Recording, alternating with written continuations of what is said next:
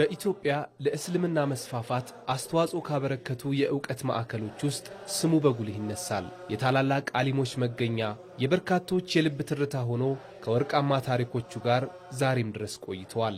የአብሬት የእውቀትና የትምህርት ማዕከል كوكب لماه في حزب الجلال قبل خلق الأشياء في عالم الوالي وذاك نبي بلا مماثل أخبر ذلك إلى جبرائيل የጉራጌ ተወላጆች አብሬት አናሸ ተብላሸ ይላሉ።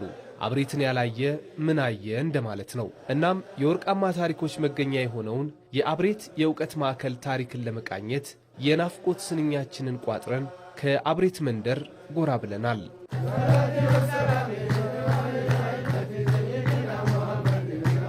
ያመናሁ ቢነድረቲ ኩሉ መኒ ወነድረቲ ተዘሩ ከቀዲውኒና ቢላወና ወኩልፈቲ እንደ አብሪ ከዋክብት የደመቁ ዓሊሞች መገኛ የሆነው አብሬት የሕዝበ ጉራጌ ኢስላማዊ አብዮት የተገለጸበት የታላላቆቹ ደማቅ የታሪክ አካል ነው። ምዕተ ዓመት የተሻገረ ታሪክ ያለው አብሬት በታላቁ ዓሊም ሼኽ ሰይድ ኢብራሂም ተወልዶ በልጃቸው ሼኽ ሰይድ ቡሽራ ወይም ባኡሳኒ ያድጎ በልጅ ልጃቸው ሼኽ ሰይድ ቡደላ እንደተስፋፋ ይነገራል። የተመሰረተው ከ135 በላይ ነው የሚባለው፣ ያው ከኛ እድሜ በላይ ማለት ነው።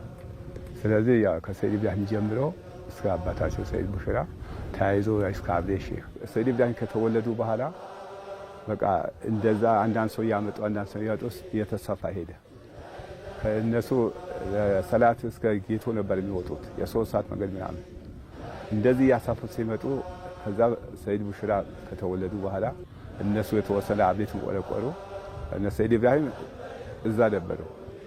ሰይድ ቡሽራ ደግሞ ወደዚህም ይዘዋል። መሬት ገዝተው ወደ ይገቡ ከገቡ በኋላ ያ መተለያየ ሰው ዳና መተለያየ ቦታ ሄዶ ቀርቶ ከመጡ በኋላ ሚቀራም ሰው ወደዚህም ያስመጡ። ቅድም እንዳልኩ ቦታም እየተሰጣቸው ክብርም እየተሰጣቸው ሰው በራሱ ጊዜ ና ሳይባል በራሱ ጊዜ መምጣት ይጀምራል። አብሬት የትምህርትና የእውቀት ማዕከል በሁለተኛው የአብሬት ሼኽ በሼኽ ሰይድ ቡሽራ እንደተመሰረተም ይነገራል።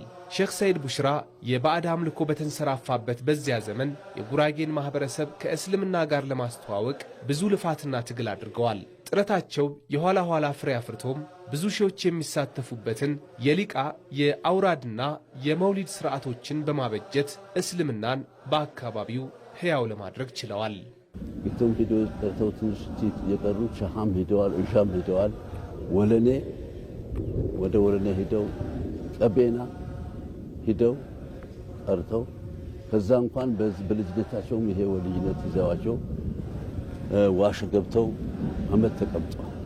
ጂማ በሚባል ቦታ ከዛ በኋላ ወደ ዳና ወደ አማራ ክልል ሂደው ብቻቸው ነው።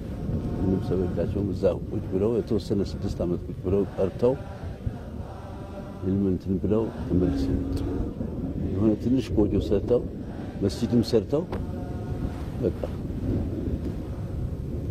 ሰው መምጣት ጀመረ፣ መቅራት ጀመረ፣ አውራድን መንሳት ጀመረ።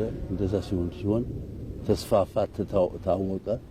አብሬት ሲነሳ የአብሬት ኢስላማዊ ማዕከልን ያስፋፉት ሼኽ ሰይድ ቡደላን አለማንሳት አይቻልም። አበራ ሙዝ ወይም የአብሬት ሼኽ ከሁሉም የአብሬት አባቶች ተጽዕኗቸው ከፍ ያለ መሆኑ ይነገራል። በገዘፈ ማንነታቸው በሁሉም ተወዳጅ የነበሩት ሼኽ አበራ ሙዝ የአብሬት ማዕከል ተጽዕኖ ጉራጌን ተሻግሮ በመላ ኢትዮጵያ እንዲዳረስ ሰበብ ሆነዋል።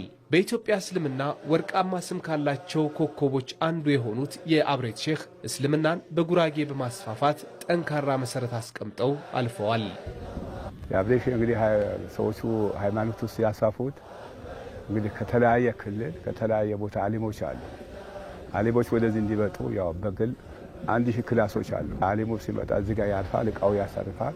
ከዛ ደግሞ ተርቲብ ሊሰራ ዋና መስጊድ ይገባል። እሳቸው ነገር ቢወራ እንደ ሰማይ ከውከብ ነው፣ እንደ መሬት ሳር ነው። ሱብሃንአላህ እሳቸው ሲራቸው፣ አውራዳቸው፣ ኢባዳቸው ላ ሐውለ ወላ ቁወተ ኢላ ቢላሂ አልዓሊ። አብሬት የታላላቆቹ ስፍራ ነው። ይህ የእውቀት ማዕከል ጉራጌን ብቻ ሳይሆን መላው ኢትዮጵያን በእውቀት ያስተሳሰረም ስፍራ ነው። ይሁንና ይህ የሀገር ቅርስ ለኢትዮጵያ ካለው አበርክቶ አንጻር ታሪኩን ጠብቆ ለትውልድ እንዲሻገር ለማድረግ መስራት እንደሚገባ በስፍራ ያገኘናቸው አባቶች የአደራ መልእክታቸውን አድርሰውናል።